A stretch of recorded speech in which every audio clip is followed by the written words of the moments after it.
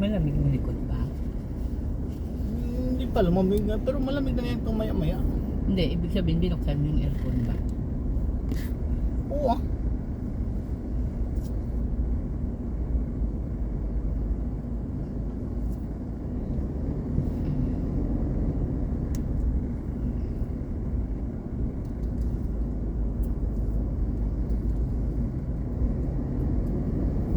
May delivery to.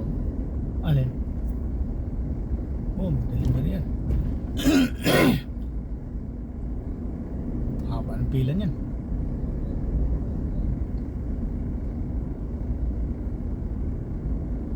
Ang pangit, nandito pag nakamotor ka sa kabila yung parking niya, tatawid pa kayo. Oo, layo.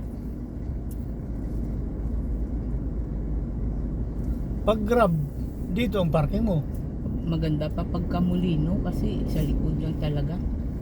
Layo ang parking pag yung private, pero pag yung nag-Grab ka, dito ka sa mismo sa SM Paparada.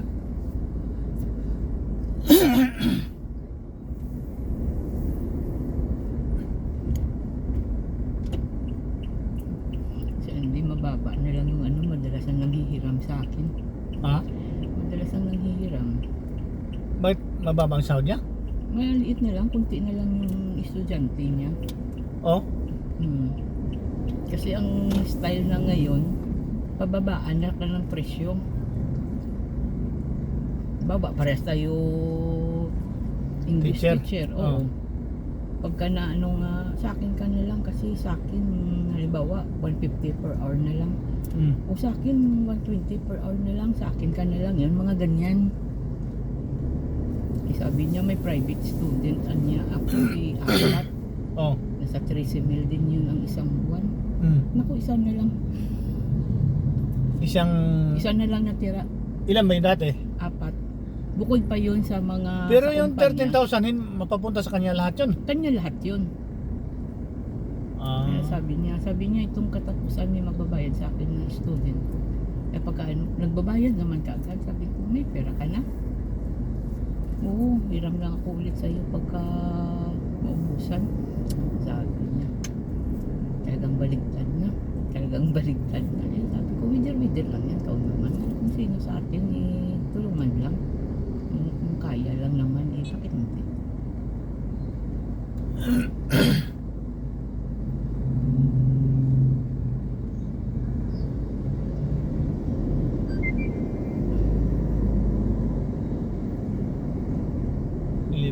Kung 11:30 12:30 mga 1 ando tayo. Tama. Mga 1:30 po. Hindi naman tayo magkachika lang eh.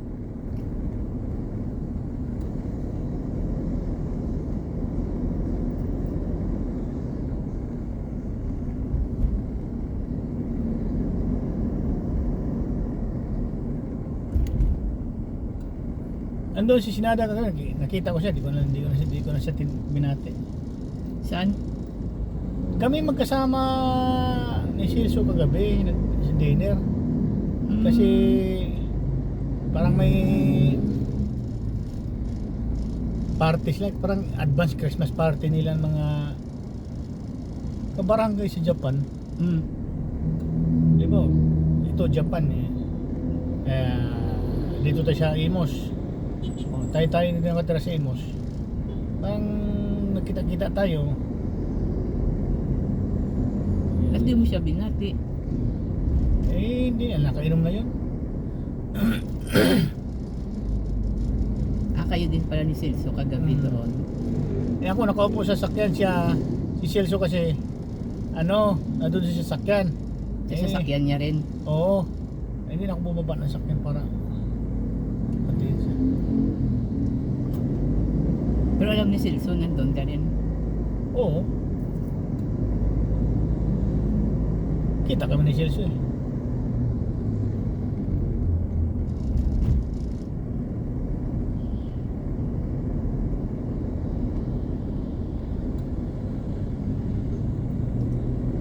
Marami sila.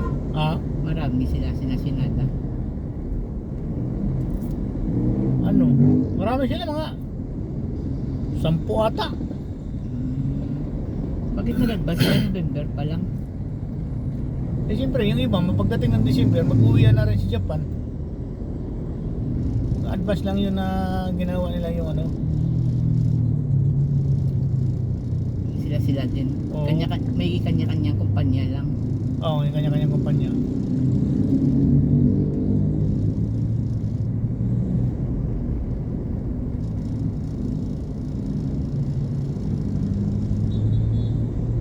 Eh ngayon lang yan si Puruta kasi nagpapawaiting dahil mainit pa yung hold-upan sa Makati. Hanggang ngayon, Yung wala na kasi mayroon na nagtatambay na pulis doon sa... dapat nagdi-deploy yan yung LGU. Mayroon ng pulis nang gatambay doon eh... Kaso lang eh... Hapon at basta mag-isip eh baka mamaya eh... Kasabot din ng pulis Oo. yung... Kabatan. Yung mga hold-upper. Yung mga tanod.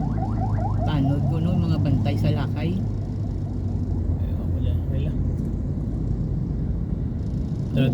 Dala-dalawa na nga yung mobile kanina eh. Kanina. Kagabi. Kagabi. Kunyari habulin. Pagdating sa madilim, maghatian na. Kadalasan na nangyari talaga.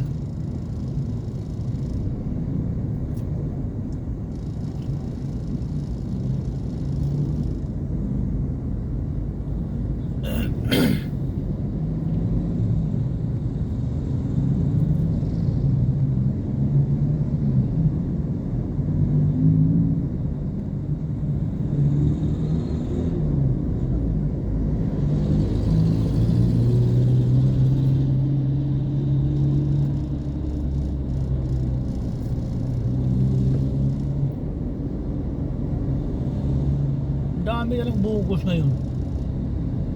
Dito yung prutas yung sa gilid. Ha? Ang prutas sa sinasabi. Anong protas? Yung mga tinda. Yan dito. Yan. Oo, yan. Oh. Ba't nagkakabili ka dyan? Malay mo, gusto mo mansanas. Una nung mayang gabi. Eh lang, pupuntahan mo doon. Layo naman. Hindi ay, ngayon dumaan tayo eh.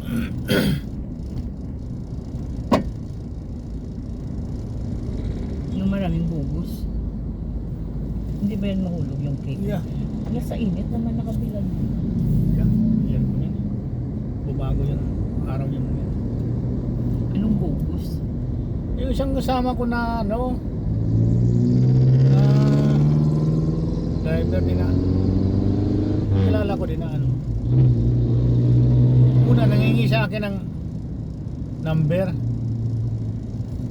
Pero sa messenger yun ano, nanghingi. Binigay ko, sabi niya. May na ako tatawag friend, drive pa ako. Tapos may text sa akin, WhatsApp. Yung TUP. Tapos nag-chat sa akin na, pero paki-forward nga yung ano dyan. Yung ganitong ano, yung parang screenshot niya, ganitong number oh. Sa WhatsApp.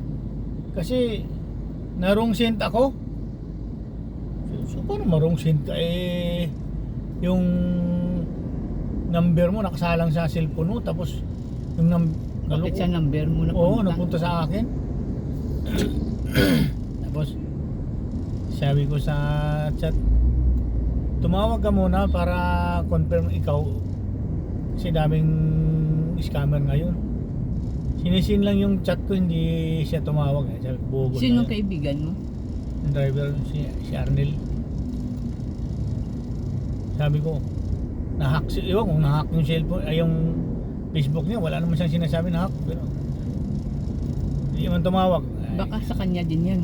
Aywan, Siya din ang nag-ano sa inyo, ibang number lang ang inano niya. aywan. Pero, Pagka pinadala mo yun, anong mangyayari sa'yo? malay mo, ma-open yung account mo. O pag ma-open yung account mo, yung halimbawa, account ng bank account mo, dahil may online ako sa cellphone, di limas yung pera mo. Limasan yung 5,000 eh. Kaya ang safe talaga ngayon, kagaya ng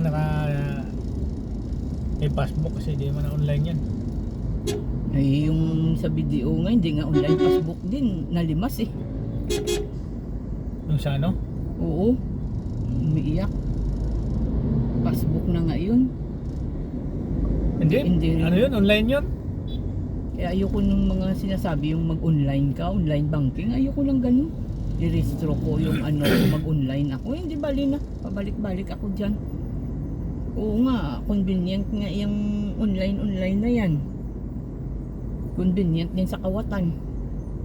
Maraming marurunong. Ako, sa atin naman na hindi naman ganun kabihasa sa ano. Nako. Hindi kasi sa online, kahit holiday o Sunday, Saturday, kapag transact, kapag passbook kasi, hindi ka nakapag-transact eh. Mahirap kasi ganyan online, lalo na ganyan na may pera ka. Kaya iniisip ko, pagka ganyan may pera ka, panghakutin mo sa kabilang ano na hindi naka-online.